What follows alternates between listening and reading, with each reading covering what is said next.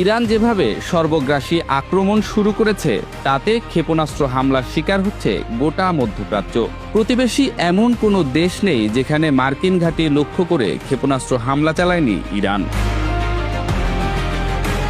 প্রতিবেশী দেশগুলোতে থাকা মার্কিন ঘাঁটিতে আঘাতের উদ্দেশ্যে হামলা চালালেও দেশগুলোর শাসক গোষ্ঠী এই হামলাকে দেখছে তাদের সার্বভৌমত্বের প্রতি আঘাত হিসেবে। তারাও পাল্টা হামলা চালাবে বলে সিদ্ধান্ত নিতে যাচ্ছে। মধ্যপ্রাচ্যের চলমান যুদ্ধ পরিস্থিতি এখন বিশ্ব রাজনীতিকে ঠেলে দিচ্ছে এক নতুন মেরুকরণের দিকে।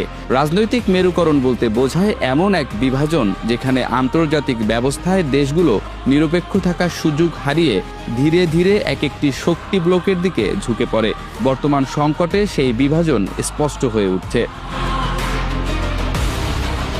একদিকে রয়েছে যুক্তরাষ্ট্র ও তার ঘনিষ্ঠ মিত্ররা।